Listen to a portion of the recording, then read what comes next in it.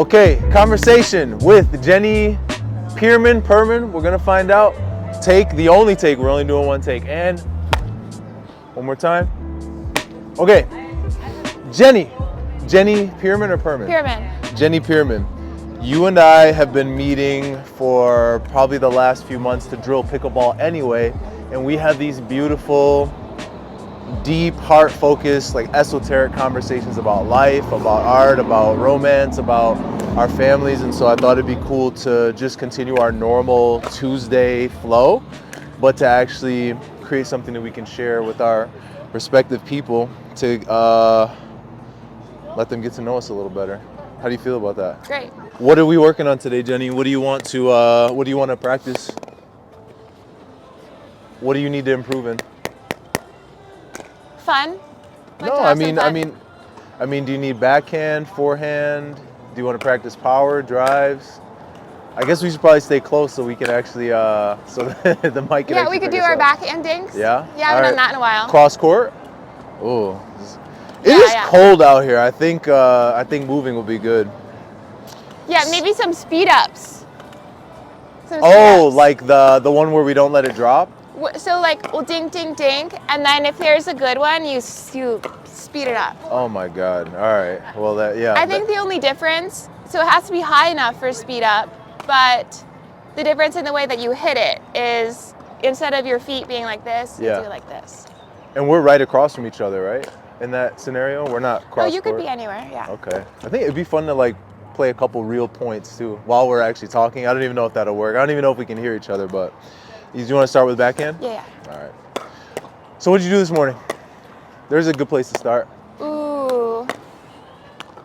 Well, I wake up. Yeah. Feed the dogs. I have one that needs some special care, so there's a whole feeding process and the insulin and the herbs. He gets some raw salmon. It's pretty elaborate. And then I started packaging my calendars. Packaging? Oh, you have calendars coming out, like merch? Yeah. With what art? With my Sun-Soaked series. Wait a minute, you've already made calendars with the series that you haven't released yet? Yes. How many am I allowed to ask how many pieces you have done? 12. Amazing. How many are you showing? Speaking of, you have a show that you're doing, I think, in a couple days. Yeah, Friday. How many pieces do you have ready for that? Thank you, brother. How many pieces you got ready? Are you allowed to say? I have 9 done. Yeah. 9 new ones done.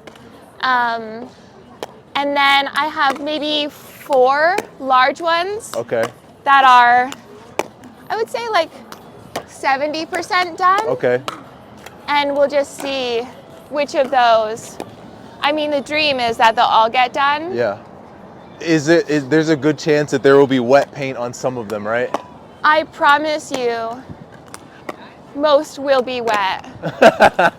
Yeah. How long does it take? You mostly work in oil, right? Yeah, I do. How long does it take oil to dry? It depends. It depends. I don't usually. Sometimes I use medium. So when I have like a high contrast piece, I like to do the shadows in a flat and shiny material, and then I like to build up the surface on the light areas. Yeah. So I'll use mediums then, which increases. It'll speed up the drying time. Okay. But. So here's something I was thinking. So your Sun-Soaked series is very specific. It has a really interesting, dynamic style to it. Something I've never seen before.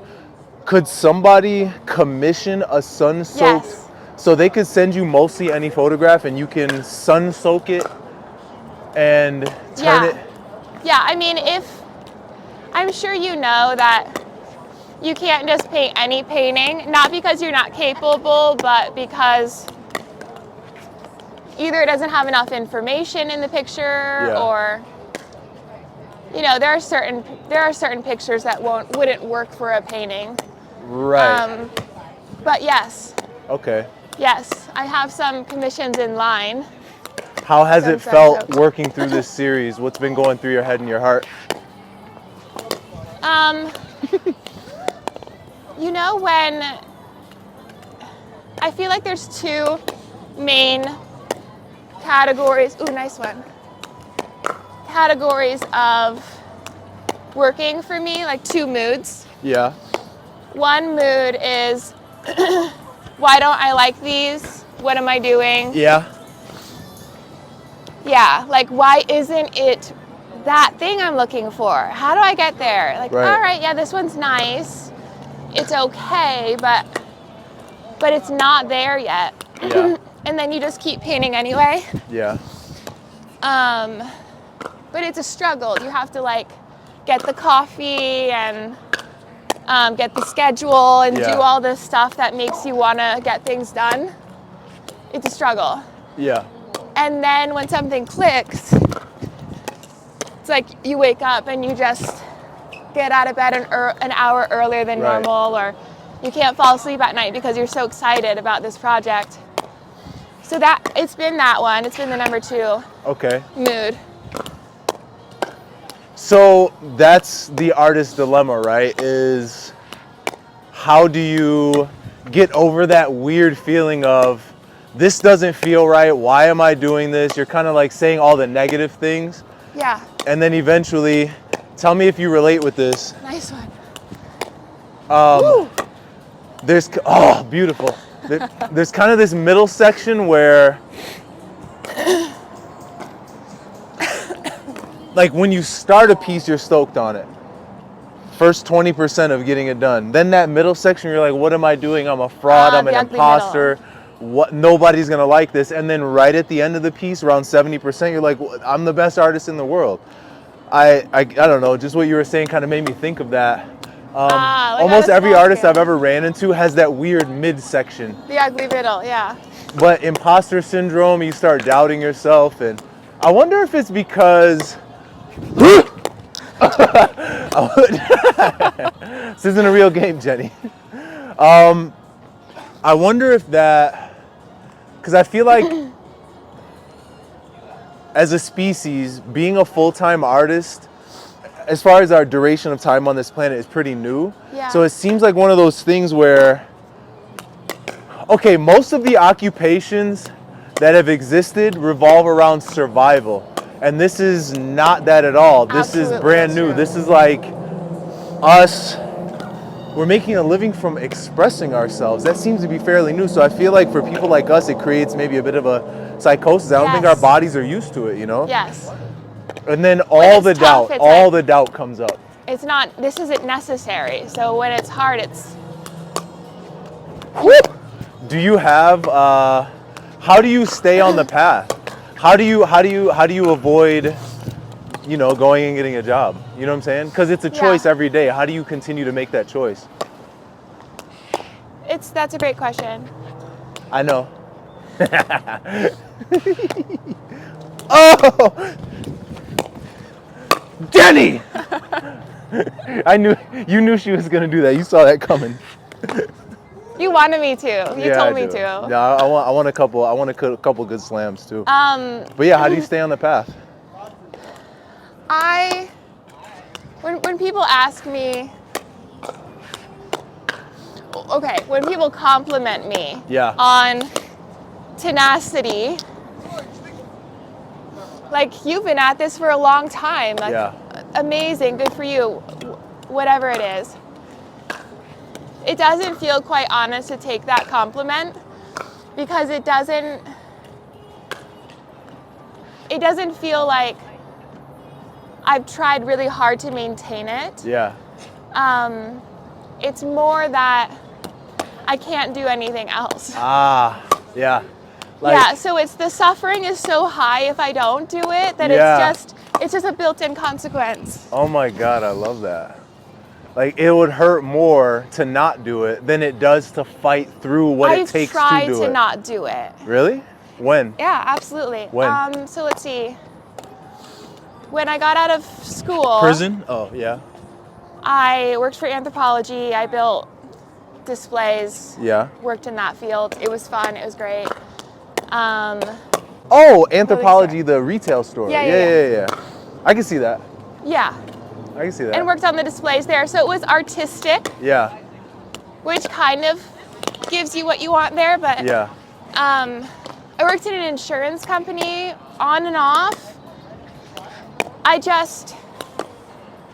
don't know, this is a little bit dramatic to have on film, but I just couldn't go.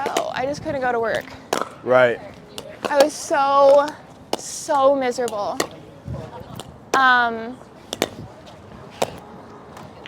it wasn't that I wasn't good at the jobs. Yeah. I just wasn't painting. Right. It felt like, it's really hard to explain. It's really hard to explain the negative feelings that come from not doing what you know that you're Right. supposed to be doing. Yeah.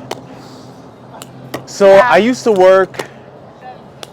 work at gas stations. Like I was in the new, I don't know. I've had every low end job you can think of. Yeah. Wendy's, pushing carts at a grocery store. And there was a point where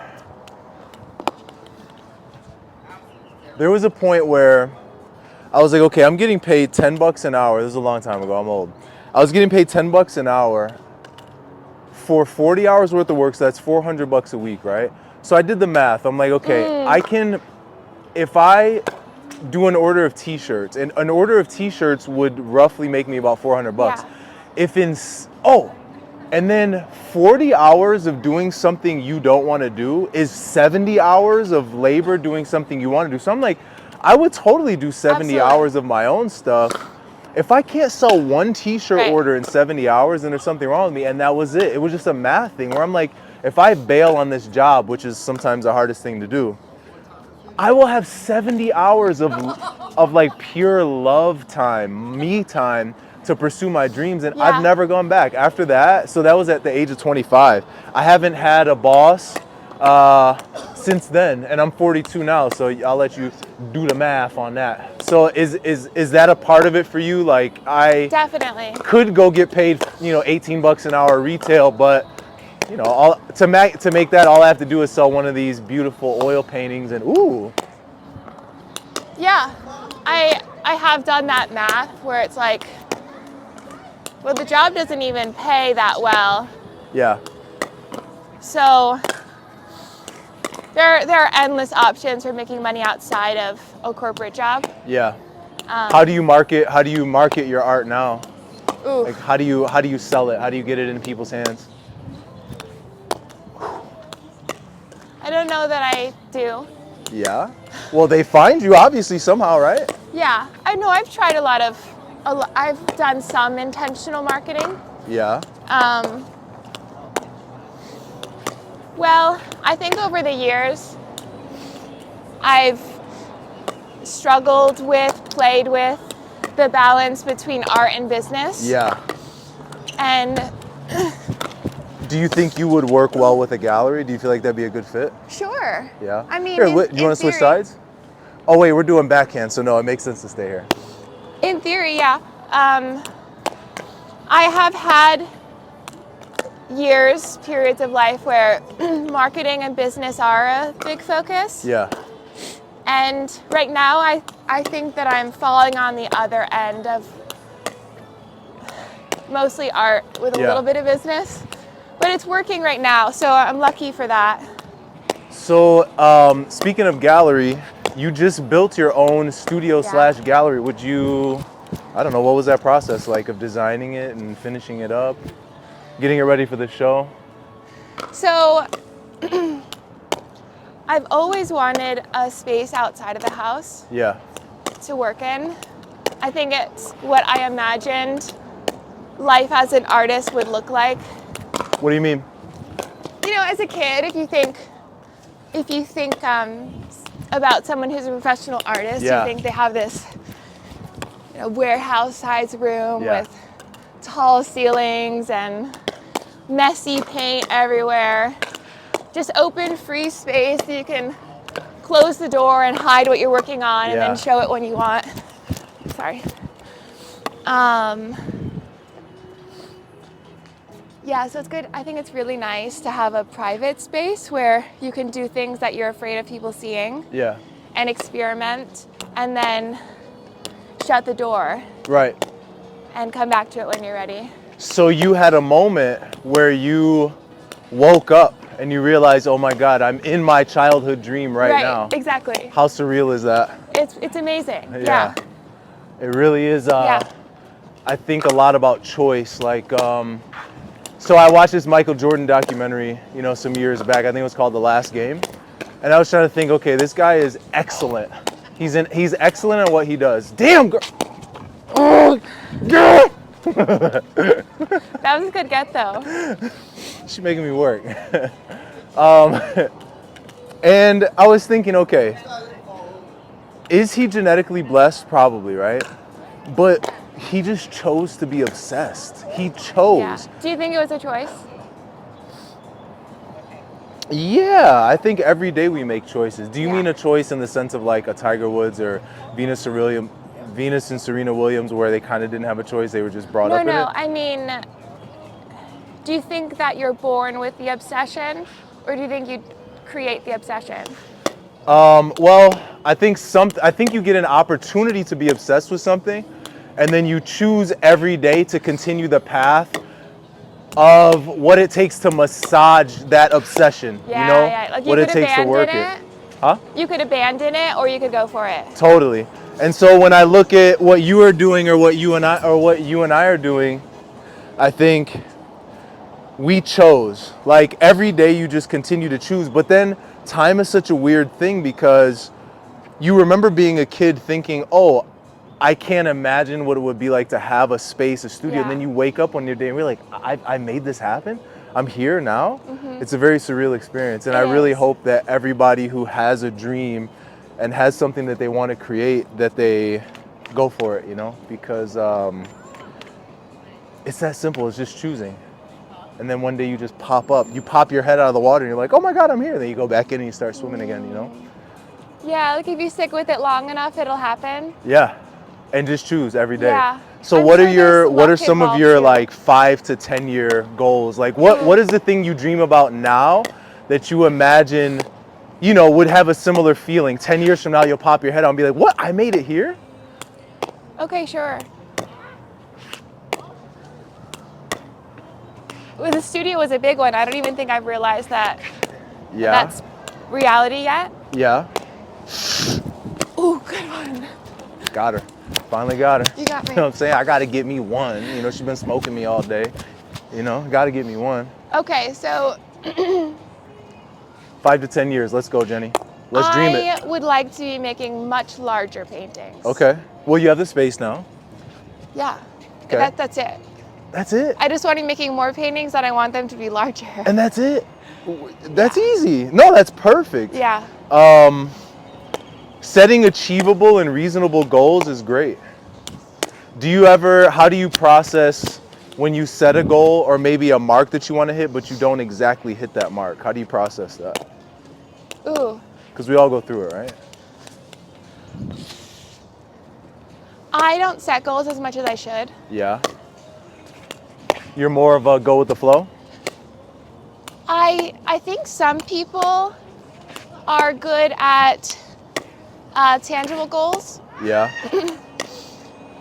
Like, I want to make this amount of money. I want to be in this gallery. I want to Yeah. have this car, whatever it is. Yeah. I think those are hard for me to imagine. They're hard for me to come up with. So I'm more on the feeling. I'm looking for more of a feeling. Okay. And it's much easier to adapt to not making the goal when it's not so literal. So I don't. What do you mean? Like if a while ago my goal was probably stability in my art career. Stability? The feeling of stability. Oh, stability. Got Yeah. it. And whether or not you're feeling stable is pretty subjective. Right. Subjective to your experience. I don't know. I think that you can still achieve everything you ever wanted without setting goals. I guess you'd have to be okay with whatever transpires, right? Well, Like moment to moment, I'm still choosing what I want. Do I want Yeah. this or this? Am I going to say no to this? Am I looking for this? So Well, that seems to be a really beautiful, healthy. I wouldn't expect anything less from a person who talks about manifestation and just trying to be okay with things. That's exactly what I would think you'd say. That's beautiful. I don't want to say anything negative about setting goals because it sounds great. That sounds like a good idea. For some reason, it's just not the way. This doesn't work for me. Yeah. It doesn't feel right. I'm taking a pretty radical shift in my art right now. So in Yes. 5 years, I just want it to have worked. Like at that point, maybe I will have been involved with the Phoenix Art Museum for some sort of an exhibition. Love that goal. I have been kind of like allergic and anti-gallery since day one, just because I create my own spaces. But I do want to have a couple successful gallery shows. Yeah. Because, it's okay to do it on my own, but there is something that galleries offer that I haven't had access to, which is audience. My audience has been kind of just my friends and their friends and the people I've worked with, but I am trying to expand into different audiences and just, I don't know, I want to create impact. I want to affect more people, and I have to kind of let go. If I'm starting over with my art path, I should let go of ideas that I've had about how I get there. Yeah. So 5 years, a couple good gallery shows, and then 10-year, real talk, I just want to be healthy. Because whatever I create from a healthy standpoint will be beautiful no matter what. So maybe that is in alignment with what you're saying. It's like, I just want to create, even if I'm not doing art anymore. Let's say these videos take off and then I just become a videographer. Okay, as long as I'm creating, but I'm healthy while I'm creating, then whatever I do is just going to be radical. You're open to the path changing. Yeah. But who can really predict 10 years, right? We can only speculate, we can only dream. It's really hard to imagine. Well, so I'll be 52 and you'll be how old? In what, 10 years? Yeah. I'll be 43. 43. Wowzers. Do you imagine what it's going to be like to be 43? I don't imagine anything. Okay. You don't even dream up what things will be like in the future? Do you know I have aphantasia? No, I didn't know that. But I saw that movie. It's a Disney movie. That's Fantasia. I was trying to make a joke. She No, totally that's stepped actually a on good reference point. But tell me more. So I don't have Dreams. access to visual memory. Whoa. Interesting. So you can Or remember sounds, facts and words, but not what these things look like? The only sensory memory that I have is feeling. Okay. But I don't have the other ones. So how does that affect your Multisensory artistic practice? There's a question aphantasia. for Ooh, you. yeah, that's a good one. So I'm sure that it changes the way that my work looks. Yeah. Ooh, nice. Do you have any idea how? I would say a good thing about it, because in school it was more of a hurdle than anything resembling a gift. Yeah. But for life drawing, it changes things for me in a positive way, because since I can't look at something and then see it in my mind, I don't have any idea of what it's supposed to look like. Wow. So if you have your stick figure as your childhood version of how to draw a person, I'm sure in your mind you have to think like, what does a person look like? And then your mind's version of the thing is much less nuanced than reality. Yeah. And so I think a lot of people draw or paint from their idea of what it's supposed to look like. Yeah. And I can only do it from actually what's in front of me. Wow. So I look very closely and I rely on what's in front of me. Yeah. And I can get so into it because I don't have anywhere else to go that it's easy for me to forget what I'm supposed to, like forget that a tree is a tree and just draw what you're seeing. There's pros and cons for sure. That's really interesting. Yeah, it seems to really keep you in the moment, eh? Yeah. Yeah, in a good way and a bad way. Speaking of life drawing, so you and I had an interesting interaction. Tell me if I'm remembering this correctly. So you were like, "Hey, what are you doing this Friday?" And I said, "Oh, I've got my daughter. I'm busy." You said, "Hey, I'm doing a life drawing, like a nude drawing thing with some friends, some friends from Hong Kong." I said, "Okay, that sounds great." And I kind of saw the flyers online. I saw them floating around, and then I ended up meeting those people just a few days later, and we set up a life drawing / body painting thing that's going bazonkers on Instagram right now. Most energy I've had on my page in years came from someone being naked, which, what can you do? That's what people really want to see.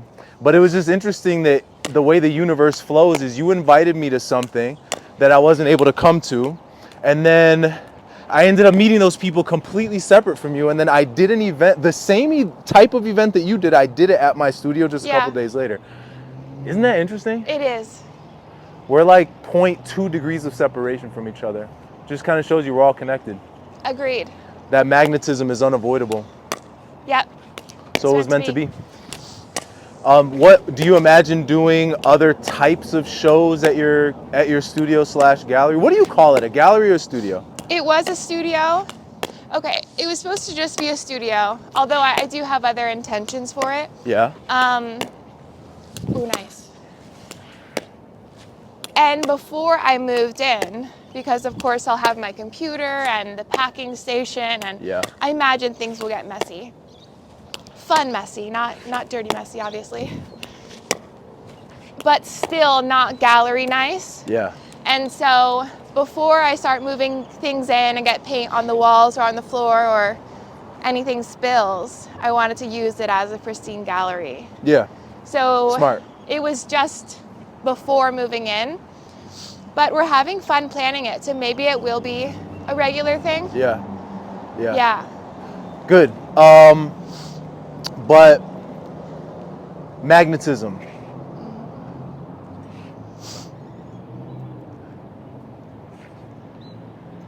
People just together, and it's like it's unavoidable. It's just interesting the way things work. Like, if you're open and you allow the universe to send signals and to communicate in the way it does, sometimes it just brings you. It feels like this was meant to be. You know what I mean? This scenario with me and this person was meant to be. So I think I understand. It sounds like you're also saying that sometimes you're in the flow and sometimes you're not. Not flow state, but in a place where you're letting things be how they're supposed to be. Totally. I think sometimes we can create some resistance to things happening based on what, our preconceived notions of what's supposed to happen. But then the process of just letting go, it's like a really beautiful. What do you think gets in the way of being in that state? Well, one is doubt. Like, let's say an opportunity comes up that's really golden. I've heard this story a million times. Oh, I feel like I don't deserve this, or oh, this doesn't feel real. Oh, here we go. This is what I'm digging for.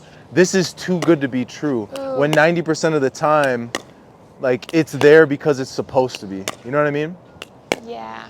So the whole too good to be true, imposter syndrome, I think that keeps a lot of people from their glory, So then things that would show up, stop showing up after you've...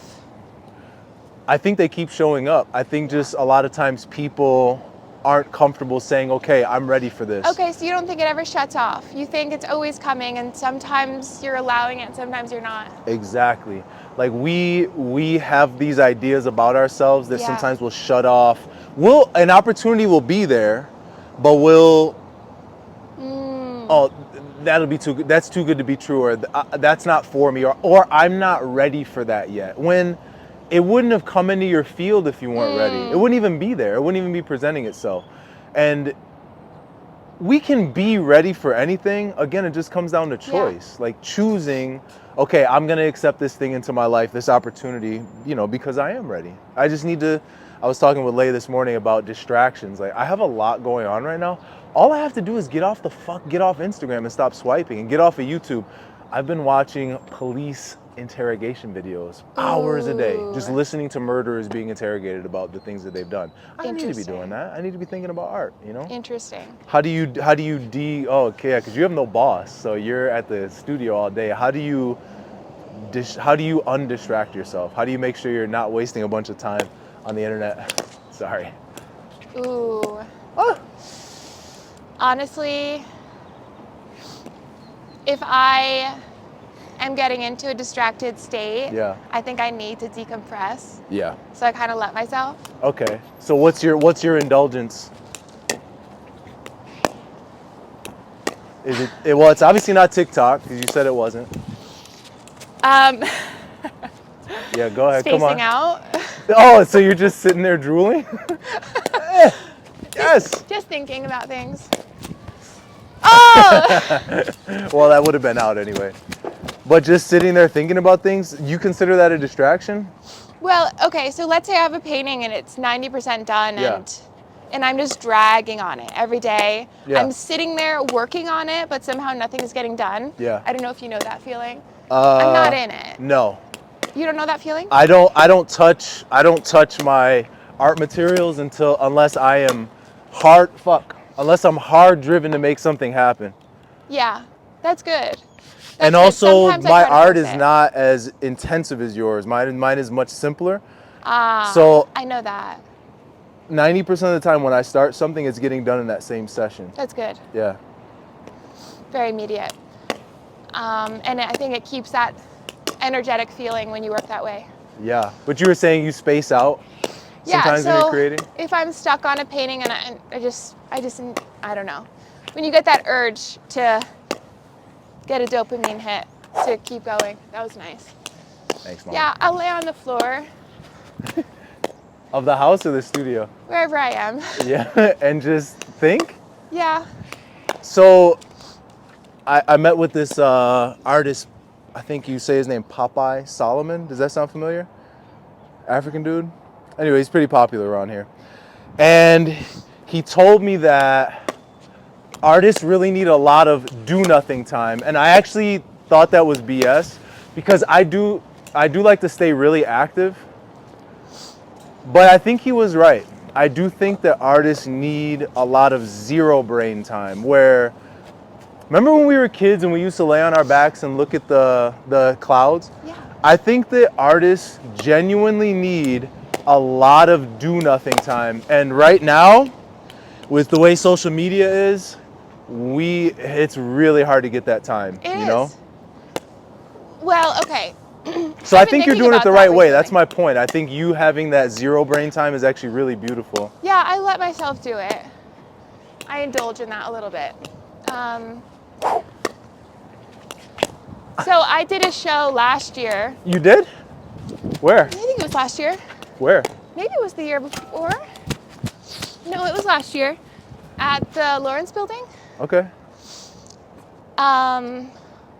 It was called Blue Field. Okay. And it's kind of similar to my work now, or at least the intention is similar. Yeah. Which I didn't realize before. But here I have another ball. The concept is, do you know those little, I think they're called sprites? Like little fairies? Yeah. Yeah. No, they look like fairies. They feel like fairies if you're open to it. But they're spirits? No. So if you look, you can probably see them now. If you look up at the blue sky and you kind of squint your eyes, there are these little worm-like things kind of bouncing, floating. Yeah. I know the scientific reason for why it's happening. Yeah. But I don't remember right now. I thought it was like little hairs that got permanently embedded in my eyeballs. Is it not? That's funny. No. It's just a phenomenon with the eyes. And it shows up on the blue sky very easily, so I called it Blue Field. Yeah. And when I was little, I used to stare at the sky and look at those. Yeah. Because I thought that it was magical, and I thought I was the only person that was seeing them. I'm sure I asked my parents, what are those things? And, you know.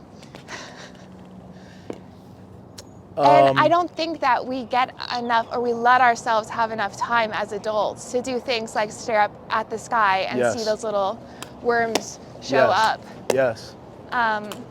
Agreed. I think it's a really healthy way to decompress. Yeah, most of us most of us decompress by taking in more stimulus. Ironically, you know, which isn't filling what you need it to fill. It's not very restful. No, it's not very restful. It gives you that jazzed up feeling, that dopamine hit. Yeah. And the social media has like a casino like vibe where you're scrolling. It's like a slot machine. Then you find something you like and you're like, oh, a video of a barking dog or like a little puppy dog that's getting groomed or whatever the thing is, you know? That's an interesting analogy. What's your guilty pleasure on IG? You know what I mean? Like, what's on your Explore page that gets you, makes you click? Well, no, I meant it earlier when I was talking about glitch in the matrix videos. Nature videos? Glitch in the matrix videos. What do you mean? So people will share videos talking about experiencing their glitch in the matrix. So if you experience a glitch in the matrix, then you would get on that. There's this girl who reads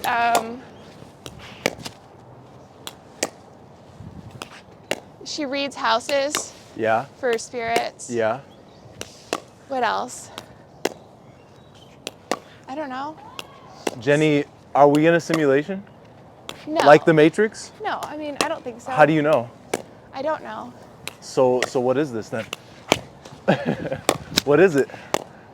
Oh, I don't know. What is reality? Girl, so when you don't want to answer a question, you just give me a hard drive?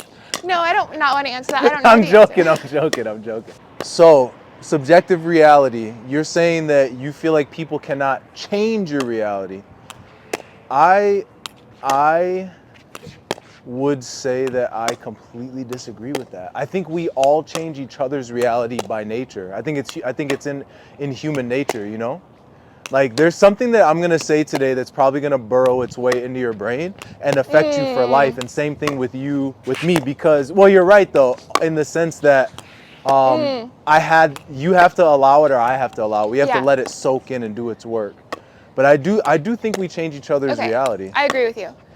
Yeah, that kind of makes me think of, you know, when a yoga teacher will say, if this doesn't resonate with you, just like disregard what I'm saying. Yeah. And then they just feel the freedom to say whatever they want. Yeah. Because they give you the permission to tune it out if it's not for you. Yeah. Only you've already heard it, and now it's in your mind, and you can't just choose to unhear it. Yeah. I'm not saying that it's dangerous. I'm saying I think you're right. Yeah. I think we are very affected by our environment and who we allow in, who we allow to influence us, and, you know, I think we shape each other's reality, which is pretty cool. Maybe we're all the same thing. Maybe we're actually all the same organism, just split up into little cells. Like, you're a cell, I'm a cell, she's a cell. You know what I'm saying? Like many parts of one whole. Yeah, exactly. And that is what it feels like. I feel like I'm very similar to him, very similar to you at my essence. Right, we're more similar than we are different. So Jenny, if you were going to send a message to the people who believe in you, to the people who are watching this video, what would you want to say to them in a few sentences?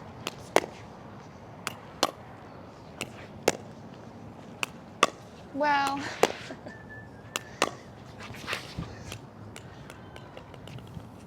I think the struggle with being an artist is you don't thank or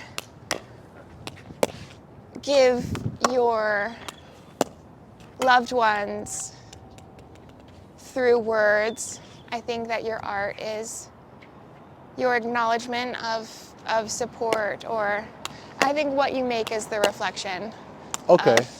So that's how you prefer to speak to your people, is through your art. Yeah, not out of choice. I just don't think that I could say something that would be what I mean. Yeah, something as poignant as just allowing your art to speak for you. Yeah. That's beautiful. Well, I what don't are know you what I would saying with even this new say. series? Or do you not want to say it No, I and you do. just want people to come and hear it through the art? I like context. All right, well, come on. Yeah. What are you saying with sun soaked? So I've always wanted my work to feel bright. Yeah. And I like to play with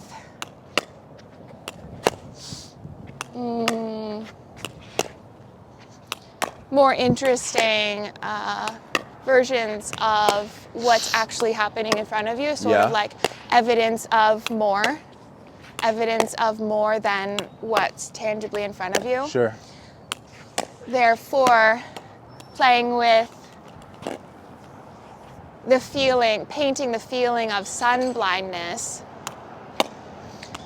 it feels very bright, but the reason why I want it to feel very bright is my attraction to white and light. I associate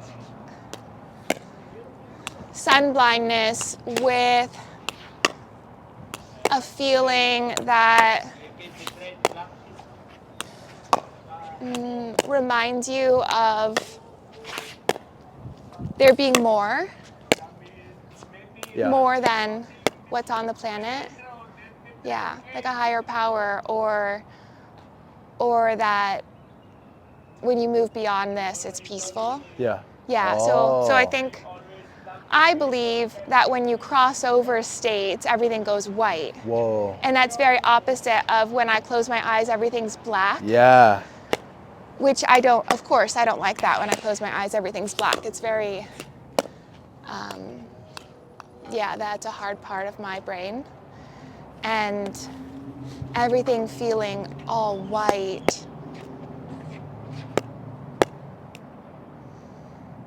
feels like evidence that the world is more than our duties, our obligations, our goals, our priorities, the day-to-day, boring human reality. So that's sun-soaked. Sun-soaked, yeah. Amazing. Well, Jenni Pirmann, I really appreciate your friendship. It's been amazing doing these pickleball drills with you week to week. What do you say? You want to play 1 point? 1 point. And the loser has to do 15 push-ups. Something no knees. embarrassing on camera. 15 push-ups, no knees? Oh. Well, I think we should. I feel like we should do rock, paper, scissors to decide who goes first. Are you ready? Since we think that you'll be the one doing the consequence, we'll choose. All right, come on. We'll do rock, paper, scissors, shoot. You ready? Rock, paper, scissors, shoot. Rock, paper, scissors, shoot. Rock, paper, scissors, shoot. Ah! Okay. All right, you go. First point. We're only doing 1 point. Ooh. Loser has to do 10 push-ups. 15 push-ups, no knees. Here we go. Ready?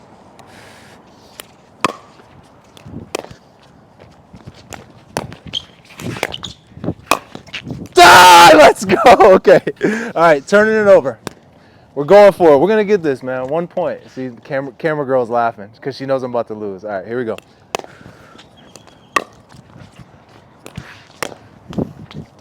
Oh, let's go! Let's go! Come on. I need another one. Come on, man. I want my push-up. You still won, though. All right, come on.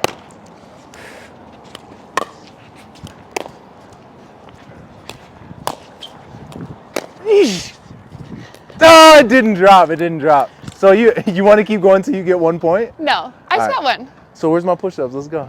Really? Jenni, I would have done it for you. I'll count for you.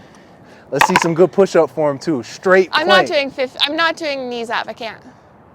No, you have to do knees down? Yeah. Okay, fine. Let's go. Whatever. God, cheater. Well, I can't. All right, come on, Jenni. I'll count. Let's go. 1, 2, chest to the ground, chest to the ground. I can't. Jenni. 3, half-hearted push-ups. 4, weak-ass push-ups. 5, soft-ass push-ups. Jenni hates me. Dude, you're the best. Come on. I have neck problems. I appreciate you. Good game. I'll see you next Tuesday. Yeah. For pickleball drills. Thank you guys for joining us. This is Jenni Pirmann. She's already taken her mic off. She's like, get me the fuck away from this guy. You're the best. See you Tuesday. Good job.